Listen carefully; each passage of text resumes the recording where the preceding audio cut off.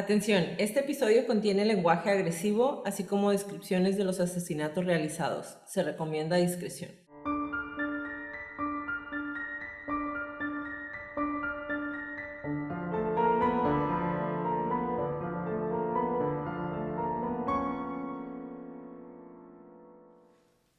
Hola a todos, bienvenidos a Crónicas de Crimen. Yo soy su host Jacqueline López y me acompaña como de costumbre la Leti Mosqueda. Hi, Leti. Hi, Jackie. Queremos invitarlos a nuestras redes sociales, Facebook, Instagram y YouTube como @Crónicas de Crimen, al Patreon también para que nos pichen un café. Ahí subimos toda la información, fotos de nuestras crónicas. Ya pueden ver las de las de esta temporada. Ya las La primera subí temporada todas. también. También la primera temporada, porque las demás ya no las subí, pero las de esta y la primera sí están. Ahí subimos la información, fotos, links de nuestras crónicas y ya que nos compartan con sus conocidos, es la única manera de que más gente pueda escuchar nuestras crónicas. Comenzamos.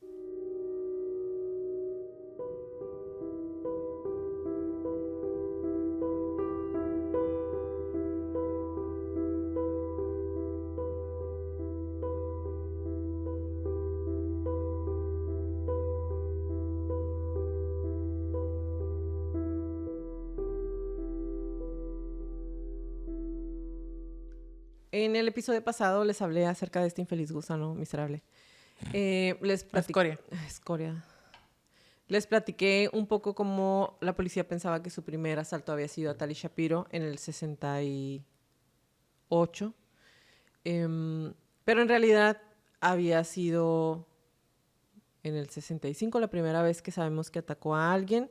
Y en el 68, antes de Tali Shapiro, a Morgan, esta mujer que se acerca... Morgan Rowan, que se acerca 51 años después de que es atacada, nunca le dijo a sus padres y cuenta cómo la golpeó y la abusó de una manera sádica, no le dijo a sus papás y vivió ella con esto durante toda su vida y con la culpa de que Alcalá había abusado de Tali Shapiro. Ella se sentía culpable porque no le había dicho a nadie lo que le había hecho a ella y entonces decía, siempre sentí la culpa de la responsabilidad. Ajá, la responsabilidad. Aunque ella también era una niña, tenía 16 años cuando este infeliz la atacó. Uh-huh.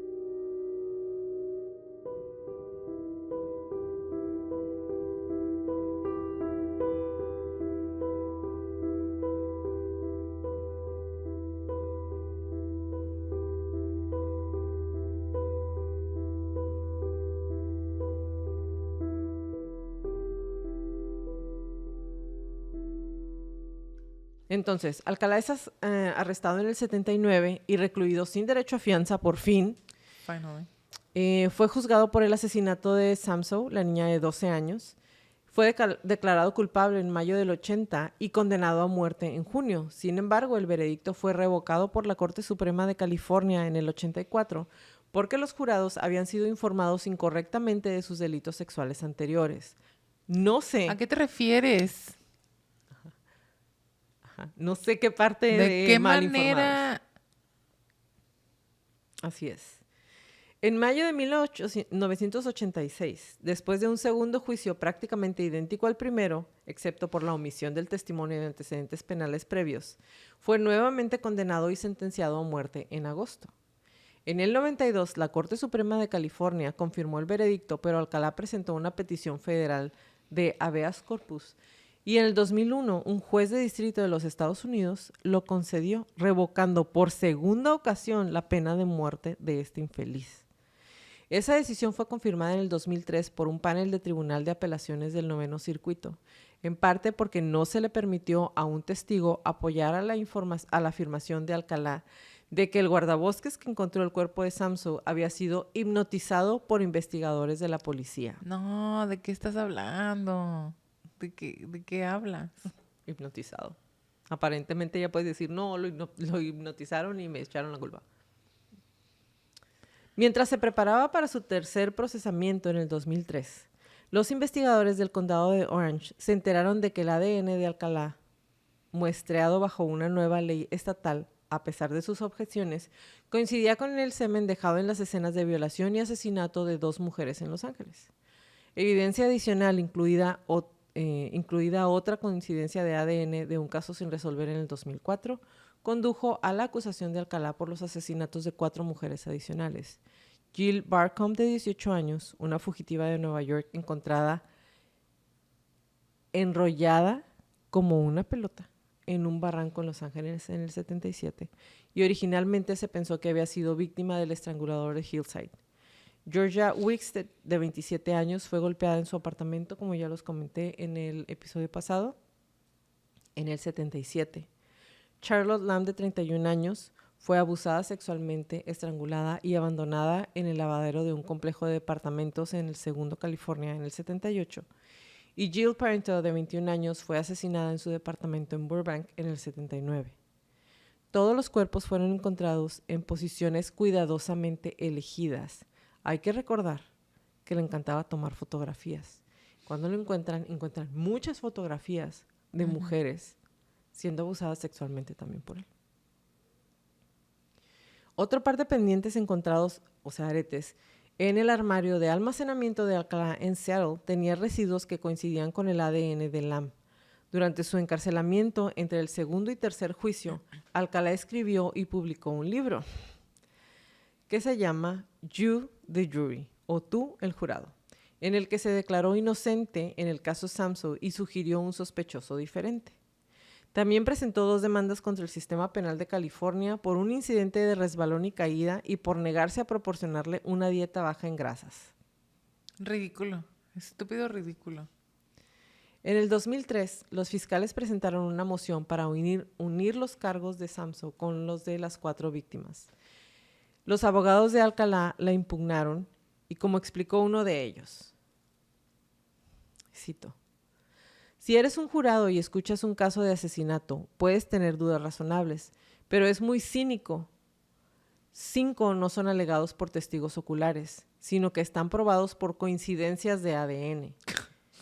En el 2006, la Corte Suprema de California falló a favor de la Fiscalía y en febrero del 2010, Alcalá fue juzgado por los 5 cargos acumulados. Para el tercer juicio, Alcalá eligió actuar como su propio abogado, porque ¿por qué no? Porque claro. Porque muy Ted Bundy de su parte. Subió al estrado en su propia defensa y durante 5 horas desempeñó los papeles de interrogador y testigo al mismo pinches tiempo. Y cambiaba las voces. Se hacía preguntas y se dirigía a sí mismo como señor Alcalá con una voz más grave de lo normal, seguido de responderlas. Durante esta sesión de preguntas y respuestas, les dijo a los jurados, a menudo en un tono monótono y divagante, que estaba en Knott's Berry Farm solicitando un trabajo como fotógrafo en el momento en que secuestraron a Samso. Mostró al jurado una parte de su aparición en el 78 en el Dating Game en un intento de demostrar que los aretes encontrados en su casillero de Seattle eran suyos, no de Samso. Jet Mills, el actor que compitió contra Alcalá en el programa, le dijo a un reportero que los aretes aún no eran un accesorio socialmente aceptable para los hombres en el 78. Y cito: nunca había visto a un hombre con un arete en la oreja. Me habría dado cuenta si él los tenía. O sea, el muchacho estaba diciendo, no es cierto que traía aretes. Además que lo examinan. Y tiene ADN. Y no tiene hoyitos en sus orejas. No están perforadas. Loco. Okay. Alcalá no hizo ningún intento significativo de disputar los 4 cargos adicionales. O sea, esos 4 sí, pero los Samso yo no fui. Más allá de afirmar que no podía recordar haber matado a ninguna de las mujeres. O sea, no dijo que él no fue, pero no se acordaba. Como parte de su alegato final, tocó la canción de Arlo Gurtier, Alice Restaurant, en la que el protagonista le dice a un psiquiatra que quiere matar. Después de menos de 2 días, el jurado lo condenó por los 5 cargos de asesinato en primer grado. Un testigo sorpresa durante la fase de sentencia del juicio fue Shapiro. Richard Rappaport, un psiquiatra pagado por Alcalá y el único testigo de la defensa, testificó que el trastorno límite de la personalidad podría explicar las afirmaciones de Alcalá de no recordar haber cometido los asesinatos. El fiscal argumentó que Alcalá era un depredador sexual que sabía lo que estaba haciendo y sabía que estaba mal y no le importaba. En marzo del 2010, Alcalá fue condenado a muerte por 3ª vez.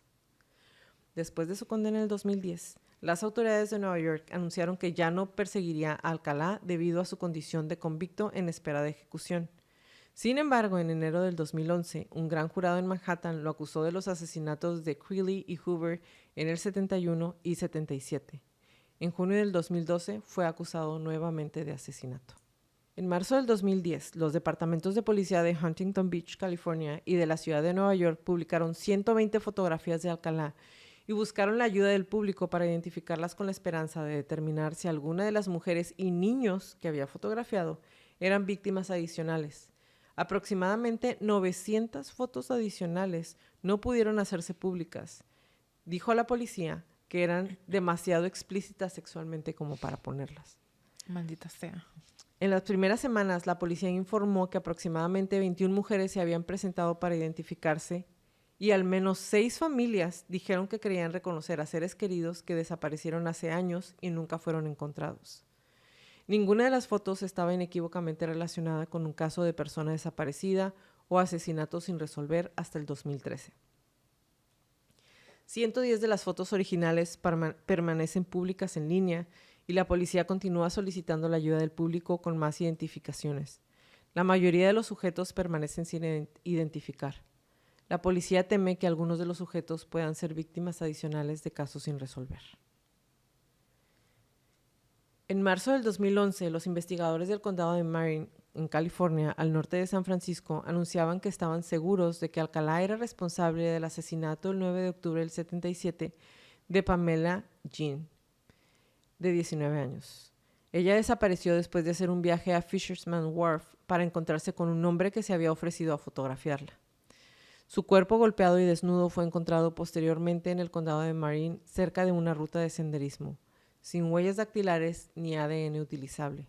Nunca se presentaron cargos, pero la policía afirmó que había pruebas suficientes para convencerlos de que Alcalá cometió el crimen. En septiembre del 2016, Alcalá fue acusado del asesinato de Christy Ruth Thornton, de 28 años. Thornton y su amante se mudaron lejos de su familia para vivir en San Antonio, Texas. Después de que se separaron en Biloxi, Mississippi, en junio del 77, fue vista por última vez haciendo autostop y nunca más se supo de ella.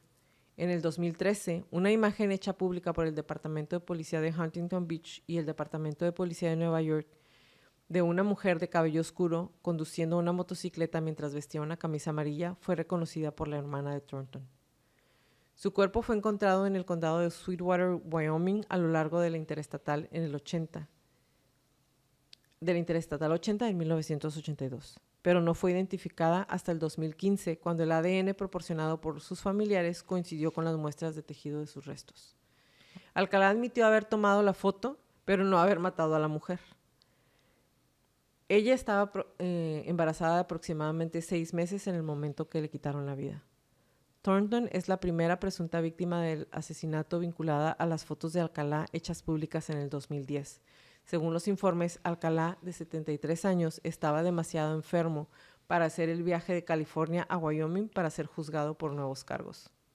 Que está bien porque lo hubiera tomado como vacaciones. Maldito infeliz. O sea, era más atención, más... Sabes que lo iban a tener que cuidar y la comida y el viaje. Sí, claro.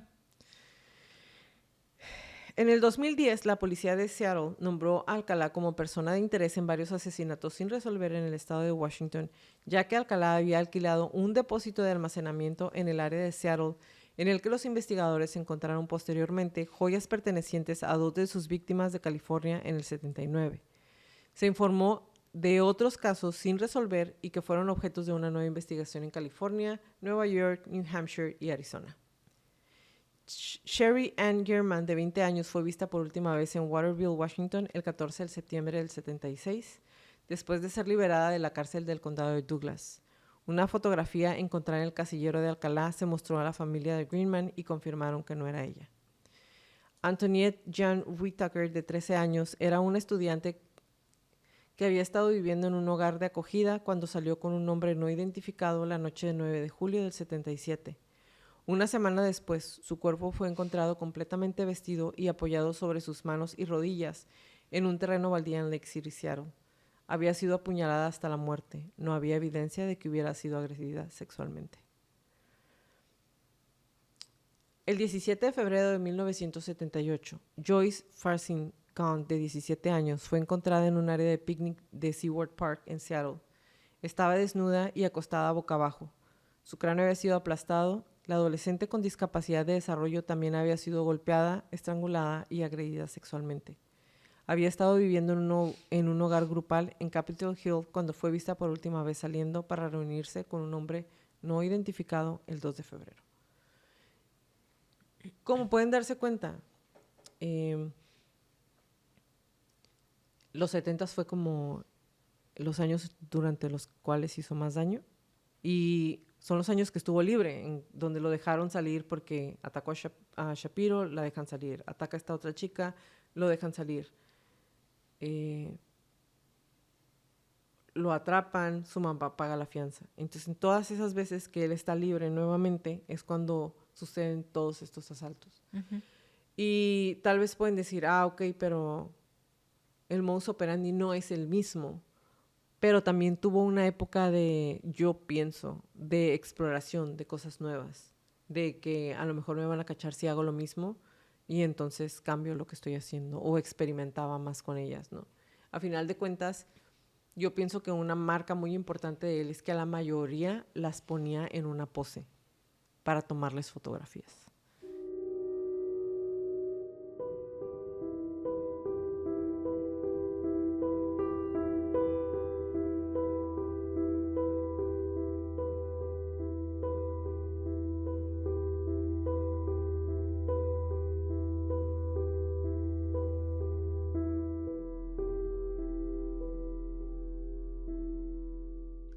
Hasta aquí llegué con mi intervención el día de hoy. Necesitamos que me digas qué pasaba con este maldito infeliz. Qué intenso, qué intenso. Qué intenso, la verdad. Rodney Alcalá. ¿Por dónde podemos empezar con él? Yo pienso que si tomamos en consideración que cuando se mudan a México en el 51, él tenía 11. Entonces, está formando lazos sociales, está en pleno desarrollo y lo sacan de su entorno, se lo llevan a México. A los 3 años, el padre los abandona. Otra vez es perder entorno. La madre decide regresarse a Estados Unidos en el 54. En el 54 es cuando tiene 11. O sea que en el 51 tiene 8. Entonces, si se van a México, vuelve a empezar su vida, literal, a los 8. El padre los abandona, la madre se los lleva a Los Ángeles, vuelve hacia, más bien, se va a un lugar nuevo con la pérdida objetal de un padre y tiene que soltar otra vez a sus amigos. Si tomamos en consideración qué tenemos ¿qué es lo que hemos estado aprendiendo en todo este tiempo? Es que ese tipo de situaciones causan traumas. Entonces, lo peor que le puede pasar incluso a un adulto, pero sobre todo a un niño, es perder a sus padres o a sus amigos. Y Rodney perdió ambos de manera simultánea. Ahora, en Los Ángeles es extremadamente exitoso en su vida académica. Es un excelente alumno, superdotado, popular, bien parecido para los estándares de aquellas épocas, me imagino, porque yo de verdad que veo sus fotos y digo, no. Y les diríamos si sí es alguien atractivo o no para nosotras, ¿no? Como para que se den una idea de qué tan universal es su atractivo. Y para mí Rodney, o sea, veo sus fotos de joven y no, hace que me da así un repele físico muy intenso. Entonces es bien parecido para los estándares o para el entorno en el que se está desarrollando en ese momento. Hacia deportes, pertenecía a grupos sociales, todo se le estaba dando nuevamente. Se mete al ejército, donde, otra vez, una persona que viene con las pérdidas objetales tan importantes y donde no tiene a sus amigos y después se vuelve extremadamente popular y busca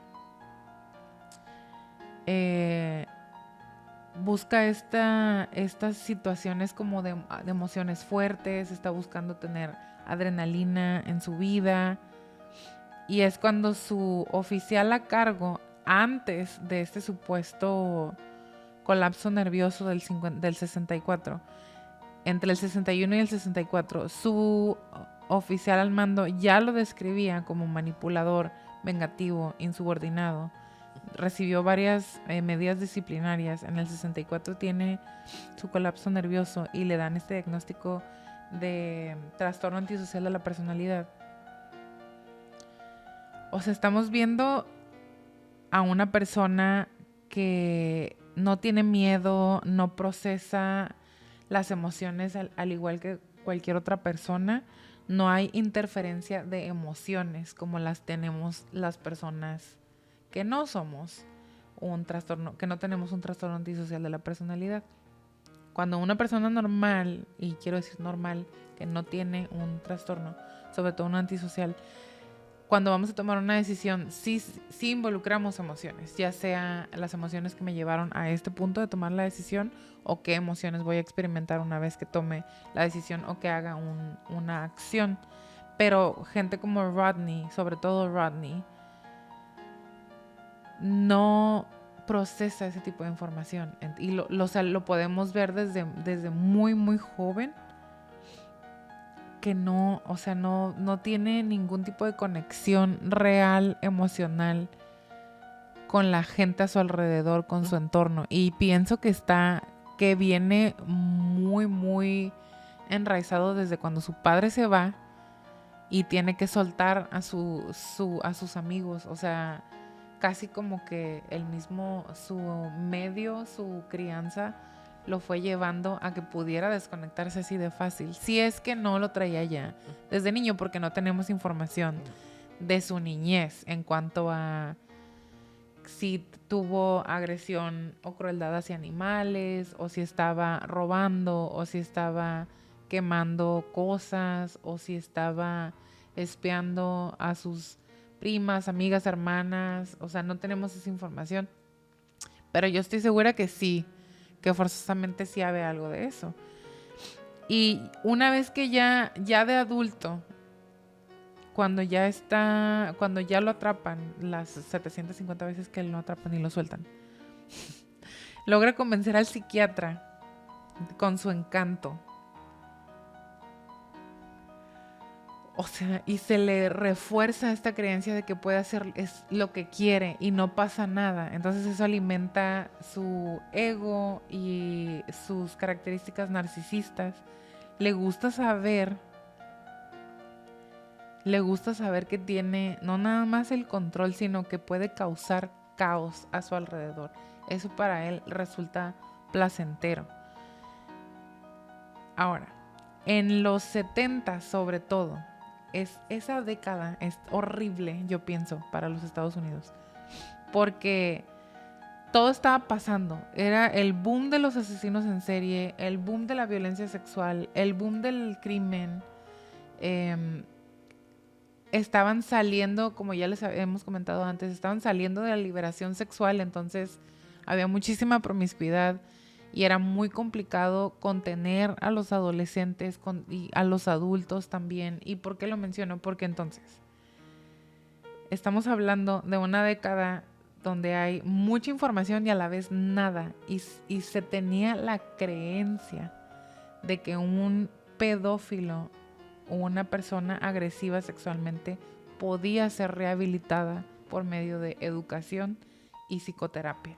No nos interesa, no estamos haciendo nada, sino llegaban con las personas y, oye, señor pedófilo, lo que hiciste está mal, no puedes hacer esto. Si entiendes por qué está mal, si entiendes que no lo puedes volver a hacer, y la persona sí decía, entiendo. Ok, ya está listo. Sí, pero me lo prometes. Completamente. Bueno, y entonces una foto, ¿qué sientes? No, ya nada. Ah, muy bien. Bueno, pues entonces continuemos con el tratamiento y su sellito rehabilitado. Sí, rehabilitado, y lo reinsertan en la sociedad. Porque entonces, ya no representa ningún peligro. Y porque más allá de ya no representa ningún peligro, ya le pagó su deuda a la sociedad. Porque hay una condena Entonces se juntan muchas cosas al mismo tiempo aquí. Es la creencia de la rehabilitación y reinserción exitosa, el que ya no representen un peligro para la sociedad y que ya se pagó la deuda que se le tenía a la sociedad. Todo eso está pasando. ¿Y esto qué le dice a Rodney Alcalá? No importa, lo puedo seguir haciendo una y otra vez. ¿Y qué es lo primero que hace cuando sale? A los 2 meses, reincide. ¿Por qué? A los 2 meses lo atrapan. Bueno, lo atrapan. ¿Por qué? Porque las personas que son agresores sexuales, no nada más los pedófilos, sobre todo, pero no nada más los pedófilos, cualquier persona que es agresor sexual siempre está pensando en su siguiente víctima y buscan las maneras de ponerse en las situaciones en donde van a tener oportunidad de estar como depredadores cazando a su siguiente víctima, porque es una compulsión que tienen. Por eso no se puede rehabilitar a este tipo de personas. No se puede rehabilitar a un asesino en serie, no se puede rehabilitar a un pedófilo, no se puede rehabilitar ni curar, entre comillas, a un agresor sexual, porque no hay cura. Es algo que ya traen, se unen muchas cosas y es la pregunta que nos han hecho y que nosotras hemos traído a la mesa también. Un asesino en serie o un psicópata, un sociópata, nace o se hace. En muchas ocasiones son las dos cosas. La persona ya trae ciertas cargas genéticas y su medio ambiente los ayuda a que se sigan desarrollando de esa manera. Entonces, la mejor manera la mejor oportunidad para que esto no vuelva a suceder es que no salgan. Y es oportunidad para la sociedad, no para ellos. Exactamente. Ellos tienen que estar encerrados en una jaula y nunca salir. O en una celda o en un cuadrito así pequeñito donde apenas quepan. ¿Por qué? Porque este tipo de personas no es que no puedan distinguir entre el bien y el mal. No es que Rodney no sabía el bien y el mal, lo correcto, lo incorrecto, o lo bueno y lo malo. No es eso, es un no me importa. Quiero hacer esto, tengo un deseo de hacer esto, mi fantasía es esta y lo voy a hacer. Y no es no me importa. No me importa. No le importaba a él. De todas maneras lo iba a hacer porque lo hacía sentir bien a él. Porque sobre lo que sí es para mismo. él es más importante. Exactamente, que todo, ¿no? Exactamente. Entonces, como ya lo dijimos, en los 70s no hay noticias 24/7 como ahora, no hay redes sociales como ahora, no hay tanto avance en la tecnología, en la ciencia, en la psicología, no hay perfilamiento de criminales como se empezó a desarrollar muchísimo después. O sea, está todo pasando al mismo tiempo. Entonces, por eso él pudo ser tan exitoso. No es que más allá de su inteligencia o si tenía algo en particular diferente a los demás. No es que sea tan especial Rodney Alcalá. Lo que es especial es el medio, o sea, Los Ángeles, la época, o sea, los 70s, la poca información que se tenía, cómo estaba la sociedad viviendo en ese momento. O sea, más bien es una serie de eventos desafortunados. Por eso Rodney Alcalá fue tan prolífero. Porque la gente confiaba mucho unos en otros, la gente se quería mucho. O sea, no que ahora no, pero ahora es mucho menos probable que alguien en la calle confíe en ti para darte o pedirte raite. A veces ni la hora le queremos dar a la gente, ¿sabes? Estamos ahora lo es distanciarse lo más posible de la gente que no conoces, cuando antes era sé amigo de tu vecino y ahora ni siquiera sé cómo se llama mi vecino. Así es. Sé que tiene un carro gris, pero no sé cómo se llama. No sé qué color es su pelo, ¿sabes? O sea, ese tipo de cosas. Ahora, Rodney Alcalá. ¿Cuál era su motivación? ¿Y por qué fue tan exitoso en escaparse? Nuevamente, el abandono de su padre. Hay estudios que demuestran que tras un abandono físico o emocional de una o ambas figuras parentales, un niño puede experimentar pensamientos de culpa o responsabilizarse porque esta figura se va. Es como yo hice que se fueran. Entonces pueden sufrir episodios o tal cual ansiedad, depresión clínica, autoodio, y forman, más bien en su mente o en sus emociones, por más distorsionadas que estén, se empiezan a formar ciertos patrones de attachment o de relacionarse, de apego. Entonces, como adultos, estos niños cuando van creciendo, niñas, cuando van creciendo, van a tener problemas de autoestima y van a estar buscando una manera de compensar todos estos sentimientos negativos, emociones negativas. Y es por eso, yo no digo que Rodney no tenía emociones, simplemente sus emociones no juegan un papel a la hora de tomar las decisiones, y las emociones que él tiene son negativas hacia sí mismo y hacia todos los demás. El abandono del padre, su madre decide mudarse a otra ciudad, pierde a sus amigos nuevamente, o sea, es completamente devastador para un niño pequeño. Después se enlista en el ejército. Tampoco es el mejor lugar para continuar desarrollando desarrollándote como persona. Y no porque sean malos en el ejército, pero una persona como Rodney Alcalá, en un lugar en donde las reglas son diferentes, o sea, no aplican las mismas reglas de la sociedad. Nuevamente se le está enseñando, se le está alimentando esta idea de que las normas de la sociedad o como la gente vive allá afuera de este medio no aplican para él. Además, les da medios a la gente como él. Les como están Joseph enseñando James D'Angelo. cosas. Exactamente. Te enseñan cosas. Exactamente. A ¿Qué amarrar, hacía? Exactamente. a atacar, a dormir, pero siempre estar en vigilia, o sea, poderte despertar y recuperarte muy, muy fácilmente, a no comer, la resistencia, los ponen a hacer ejercicio, les enseñan disciplina, les enseñan a controlarse, les enseñan a no demostrar, a cazar gente, a no demostrar lo que sienten, les enseñan a reprimir, o sea, y en las personas correctas, con un desarrollo correcto, con un buen acompañamiento psicológico, pueden, o sea, salvan vidas. Ese tipo de entrenamientos sí pueden salvar vidas o te pueden hacer un adulto muy exitoso. Pero en alguien como Rodney, que no traía ninguna base, digamos, positiva hacia él, o que le enseñara que las personas pueden ser buenas y que el ser bueno con otros puede ser buena idea, o sea, por eso terminamos donde terminamos con él. Entonces viene su nervous breakdown o su colapso nervioso, su crisis nerviosa, que yo pienso que es completamente falso y actuado. Si a mí me preguntas, lo actuó por completo. Más bien yo pienso que lo agarraron haciendo algo muy, muy intenso, lo empiezan a regañar. Se va.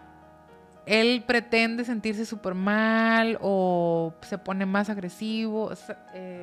A lo mejor para echarle la culpa a su crisis nerviosa de lo que hizo en ese momento. Para mí eso es falso, o está como cambiada la información. Él se va, su mamá lo regresa, porque cuando te vas sin permiso, que se le llama AWOL, es desertar, que desertas, te arrestan.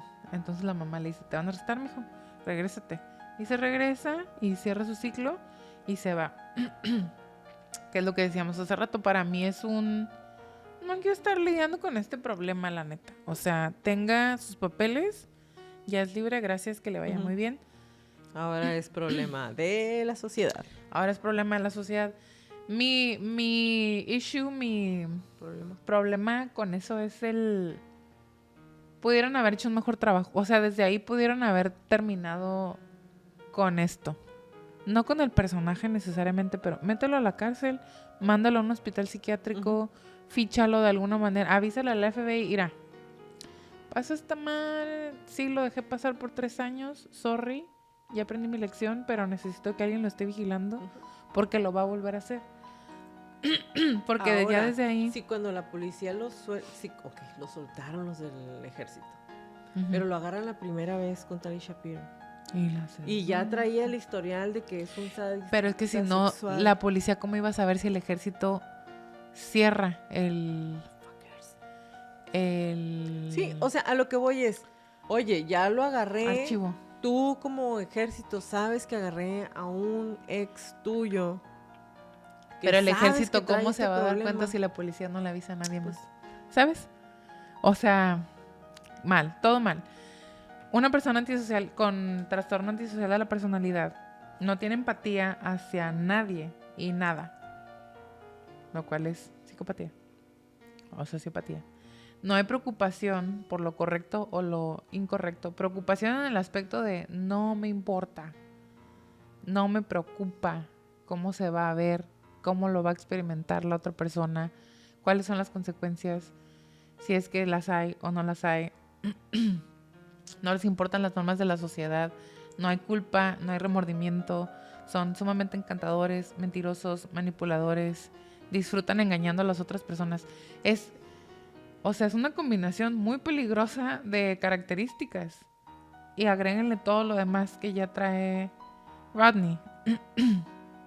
Normalmente vemos este tipo de síntomas desde muy temprana edad. O sea, se pueden observar ese tipo de cosas desde los 4 o los 6 años. También ya lo hemos hablado antes.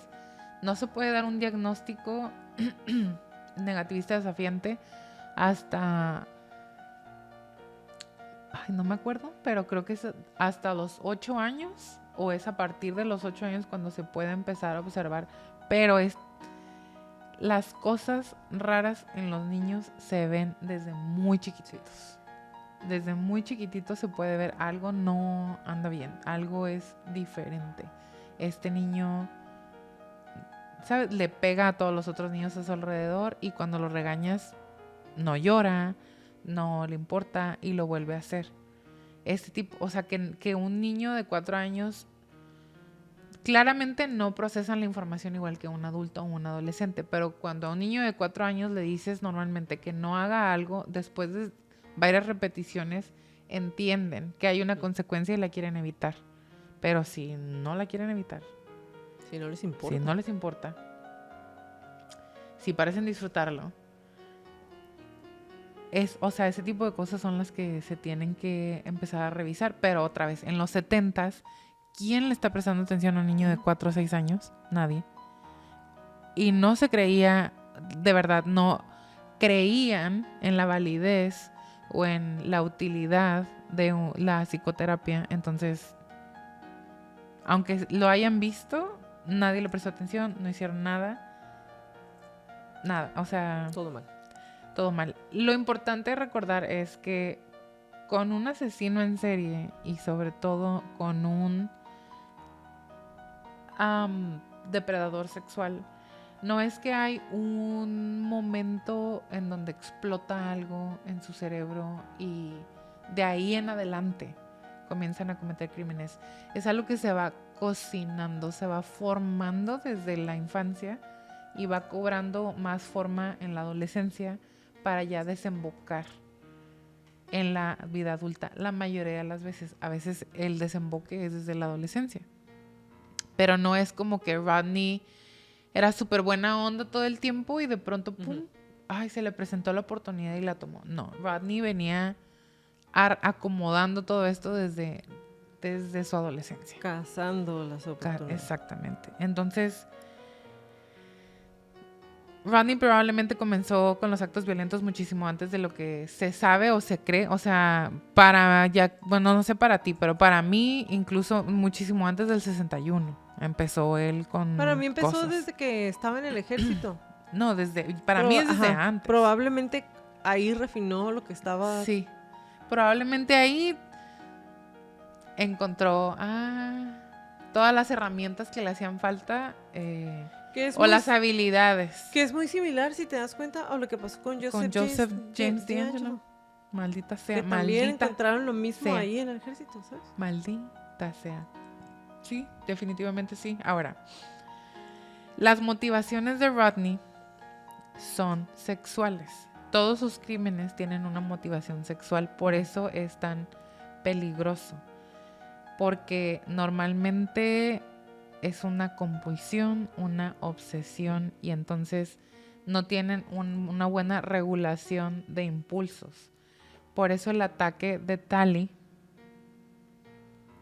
fue tan espontáneo. El ataque de Morgan fue espontáneo. No es que se sentara a planearlo como James DeAngelo. que paciencia, dedicación y ir avanzando poco a poco. No, Rodney, todos sus ataques eran, está la puerta abierta, le voy a dar. Sí. Pero no fuera de control como un Richard Ramírez, que para siempre me voy a regresar con él, porque él es el otro lado del espectro de muchos de los asesinos en serie que hemos estado viendo. Los crímenes de un depredador sexual empiezan muchísimo antes en sus fantasías, en su mente, muchísimo antes de que empiecen a llevarlas a cabo en el plano físico. Y es algo que está en su mente durante semanas, meses, años a veces, y en cuanto se presenta la oportunidad, la van a tomar. Así es. Por eso es muy común ver depredadores sexuales que tienen en su lista de víctimas hombres, niños, niñas, mujeres, porque es la oportunidad que se presente, la van a tomar. Y Jacqueline y yo hablábamos de antes de grabar y hoy también es que Rodney era pedófilo, porque es evidente la preferencia que tiene por las niñas menores de edad. Pero incluso aunque no hubiera tan marcada esa preferencia, yo pienso que de todas maneras él se hubiera quedado en esa población por lo fácil que es. Porque es muy sencillo convencer niños, mucho más fácil de lo que es convencer adultos o controlar físicamente, emocionalmente, mentalmente a un adulto. Porque estás de acuerdo tuvo muy pocas adultas. Con Morgan había otros 2 chamacos, 3 en la casa junto con él. Le estaban tocando la puerta, o sea, él sabía que ahí lo podían haber detenido. Sí, lo sabía. No le importó. Y no le importó. No le importó. Porque estaba muy confiado. Y es parte de su narcisismo el pensar que nada va a pasar, porque nada ha pasado antes. ¿Saben? Y para este tipo de personas, entre más temerario, atrevido o arriesgado es el secuestro, más rápido y más violento va a ser el crimen con la víctima, porque tiene que ser rápido, porque me van a agarrar. Entonces, imagínense, para él yo pienso que fue su peak, ese ataque con Morgan cuando estaban todos en la casa, fue como su máximo, yo pienso, porque todo estaba, ¿sabes? Todos los elementos estaban ahí para que no salieran, y de todas maneras le salieron muy bien las cosas. ¿Y por qué coleccionaba y guardaba todas las fotos? Porque podía revivir los momentos, podía estar fantaseando, o sea, tomar fotos a muchas personas y después estarlas viendo, y era como fantasear lo que le podía hacer a la siguiente víctima y tener un objeto o un sujeto a ponerle cara como a sus fantasías. Por eso les tomaba tantas fotos, las guardaba como si fueran sus trofeos. Él evidentemente es un sadista sexual, y lo diagnosticaron con eso en el ejército, porque el dolor, el sufrimiento y el terror, el miedo que él le podía causar a las personas era lo que más le gustaba. O sea, para él era lo máximo tener ese control, tener la vida de alguien en sus manos. O sea, para él la motivación no era el asesinato, como con ¿quién podríamos decir? Como James DeAngelo, que sí necesitaba, él sí quería asesinar. Para Rodney era más todo el proceso antes de, porque una vez que se muere la víctima, pues se termina la fiesta. Por eso la revivía y continuaba, igual que James DeAngelo. Y yo creo que eso se los enseñaron en el ejército, si me preguntas a mí. Entonces Rodney era la combinación perfecta para un criminal peligroso, terrible, horrible y tan exitoso. Jugaba con los policías cuando lo estuvieron interrogando, y cuando estuvieron en el juicio le ponían las fotografías para ver si les daba información o algo, y él le pasaba las manos así por el rostro, por el cabello, por el cuerpo, por las manos en todas las fotografías. Y yo digo, tal vez no tenían suficiente información en ese momento, pero era básicamente le estaban regalando momentos placenteros a este imbécil. Y ya, eso es todo lo que tengo de él. Lo desprecio con todo mi ser. Pienso que es de los peores que hemos visto. Y me da gusto que ya se murió y ojalá nunca descanse.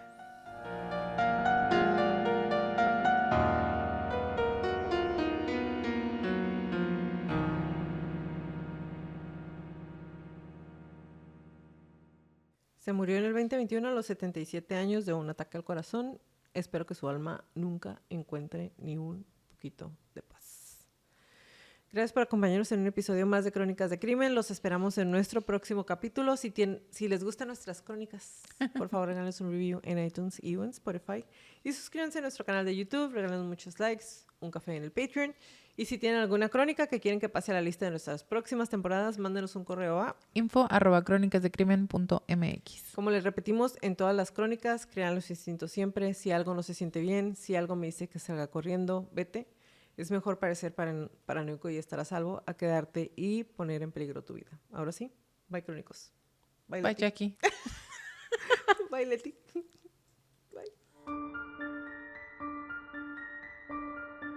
Toda la redacción y búsqueda de esta crónica fue hecha por mí, todo el perfil clínico fue realizado por Leti Mosqueda y toda la música es por Kevin MacLeod.